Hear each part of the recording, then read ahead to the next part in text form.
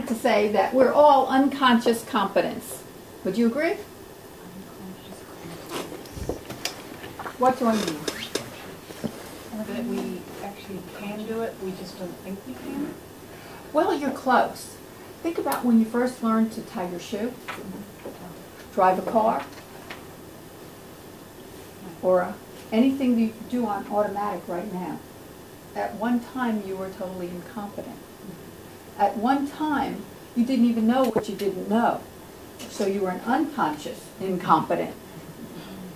Then when you knew what you didn't know, you became a conscious incompetent. And after you became a conscious incompetent and you learned, now what are you? You're a conscious competent. You're a conscious competent. And when you get to the level where you're doing it on automatic pilot, you can drive your car, listen to the radio, somebody's coming at you, you automatically turn the right way. Or how about you arrive at your destination and don't remember driving there? How did I get here? Right? So we operate on autopilot an awful lot. And that's what I mean by unconscious competence. But how did that happen? And what's the reason for it? Well, when we come into this world as a baby, we're almost a blank slate, except for the mechanisms, the mechanical parts of us that operate automatically, our autonomic system. Everything else is built, is learned. Imagine how much we've learned from the time that we've been born to bring us to this point of autopilot. A baby is called a nose breather. Don't you think that breathing is automatic? But babies don't know how to breathe through their mouths. Doesn't mean that they don't have the capability. But they have to learn how to breathe through their mouth. So if a baby gets a cold and the nose is stuffed, they cry because that brings air in. I didn't know that. My daughter just had a baby. I had 2 children, Ashley and her sister. And I brought them up and they grew up fine, but I never knew that they couldn't breathe through their mouth when they were babies, so I just learned that. So even the sucking reflex, it's a reflex. Babies know how to suck. That's how they drink and survive. But they're not efficient at it. Even that is something that has to be learned. So imagine all the learning that goes on from the time we're a baby to now, to this point, that we're unconscious competence. And the person that you have most problem learning from is the expert. If you want to learn golf from the unconscious competent, the really good teacher has to be that person who goes back to that level and can break it down and remember when he was learning or she was learning so that it can be taught. If you go to somebody who's so good they're unconscious about it, Stan could never tell you before he took NLP why he was successful in his trial work. I can remember learning NLP with him and he goes, that's why I was so good with juries. Right? That's what I was doing. See, NLP is not anything new. NLP didn't invent anything, didn't create anything. NLP modeled the best of the best. Bandler and Grinder and Fritz Perls. These people were the best communicators in their field. And that's what NLP did and said, these are unconscious competence, and this is what makes them best. And they broke it down into a technology that we can all learn and how to be the best communicator and better than what we do now. So about rapport. We all know how to do rapport. We're unconscious competence at it. But sometimes we don't connect.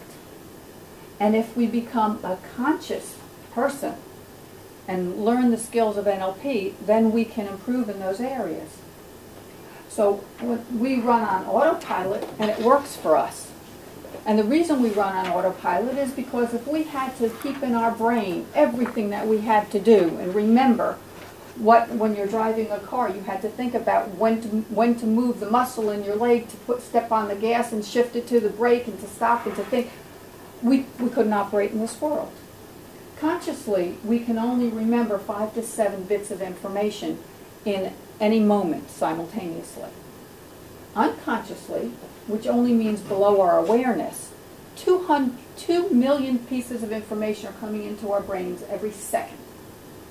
So we couldn't possibly manage that much information if we weren't filtering the information, deleting some things that weren't important at the time. generalizing about other things. Once you know what a door is, you don't have to learn the next time you approach a door. That learning has generalized so that all doors, you know how it functions. Imagine what our world would be like if I know that's a door, but next time I approach one, I have to learn all over again how it works. So we operate on autopilot for that reason, because it's very efficient and it helps us to operate. But unconscious doesn't mean that our brain is separated. We have an unconscious brain and we have a conscious brain. What it means is that we have selective awareness. And so at times where we focus our awareness, that's our conscious. And what we're not focused on is our unconscious.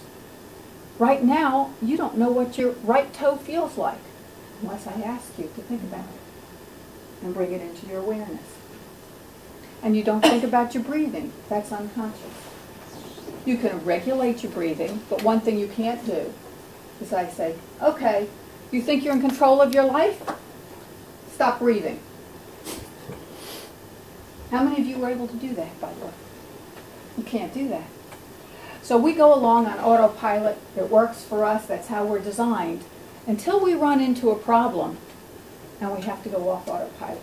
Stan was telling me about the plane we were flying on. He said, you know, the pilot sits up there and doesn't have to do anything. Runs on autopilot. Unless there's a problem, an unexpected event, and then they have to take over the controls. So how many of us in our life are having these unexpected events? Things are not going the way we want to. Somebody that we've met and want to connect with, we can't connect with. We wanted to talk to a child and bring them in and engage them, and it's not happening, and they're not getting the material.